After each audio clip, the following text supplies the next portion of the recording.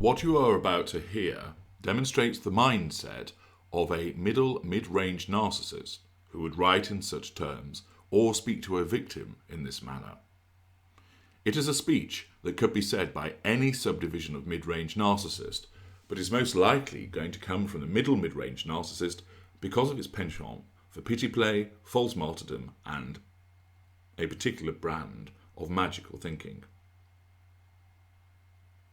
You will listen to this narrative, and remember, this is the conscious belief of the narcissist and is his actual belief, owing to the blinding effect of the narcissism. This middle mid-ranger does not recognize that these words are empty, that certain events do not actually happen, that various forms of manipulation are being used.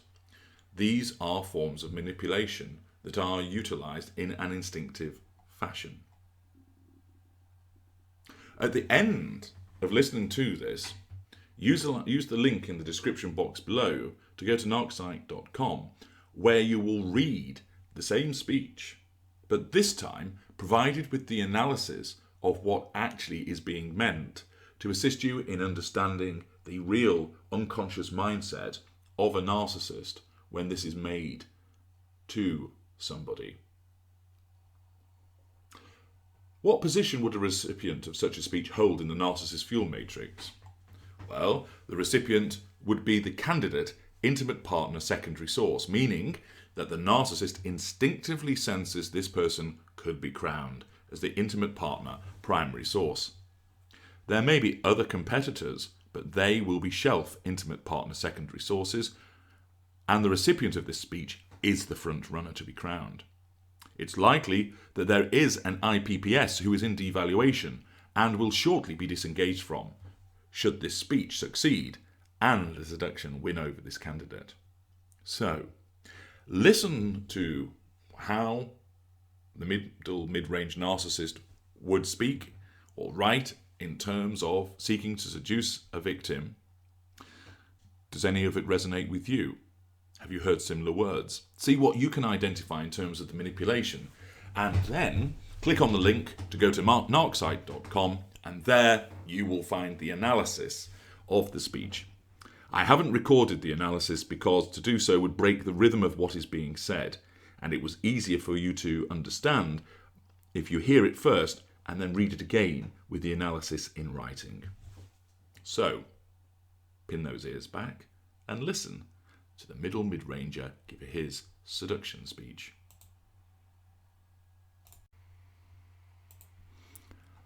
I have always adored you. It is true. You did not realize it. How could you?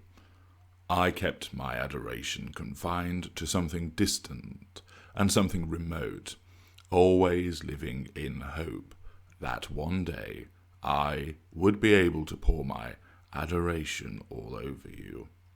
How long has this condition lasted for? I would suggest over 10 years. Yes, that long.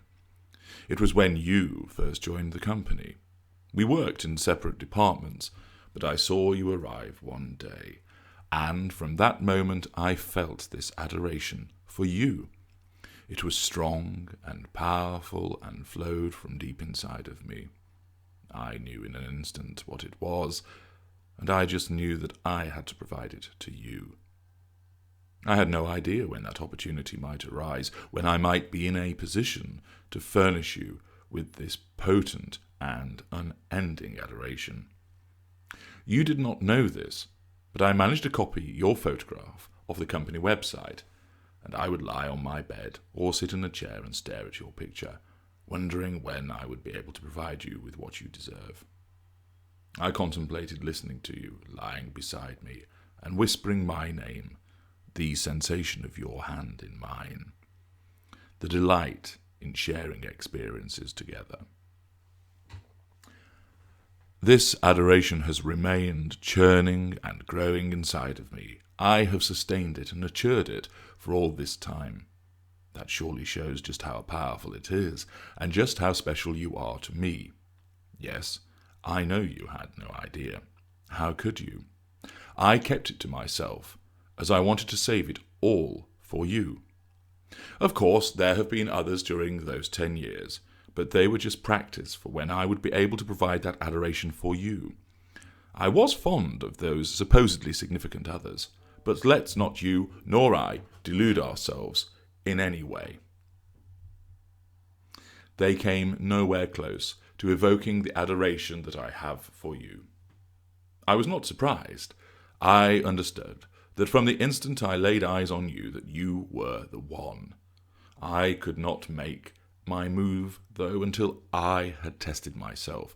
You see, I had been let down so many times before. I thought I knew and understood what true adoration was. I had been deceived by impostors and found that they promised much, yet delivered so little. I did not doubt you, but I had to be sure. Accordingly, I kept my distance, adoring you from afar and pushing my resistance.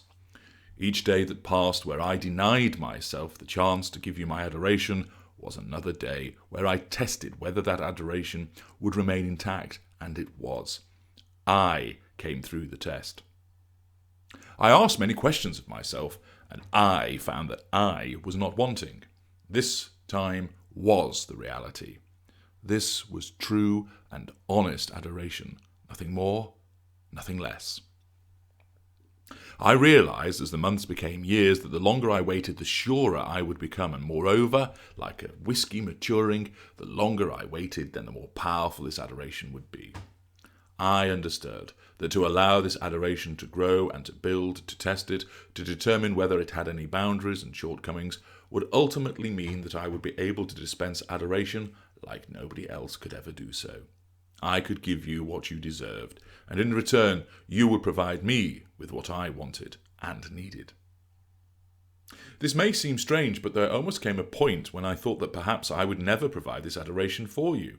I wondered and considered whether I would be better served by keeping it within myself, locking my adoration away, as I always wondered whether it would come undone after another day of waiting and testing.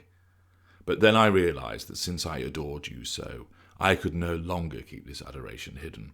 What person would I be if I did not provide you with the very thing which you deserved?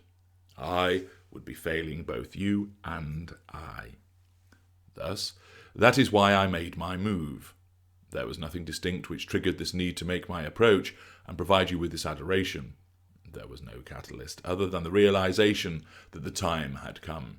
There was nothing more to be gained in keeping this adoration confined to myself. I had to release it and lay it on you. I had to pour it over you, spilling over you and coating you. I needed to provide this most perfect adoration and allow you to bask in it, delight in it, and know that this is what I will also provide to you. How can that now be the case? I have waited so long to give this to you that there can be no outcome other than this permanent state of adoration which will allow us to become one and preserve that state of affairs forever. 10 years may seem like a long time, but it is but a blink of the eye when compared to the infinite adoration I will give you, and that shall keep us together. We shall not crumble. We shall not fall. I promise you this.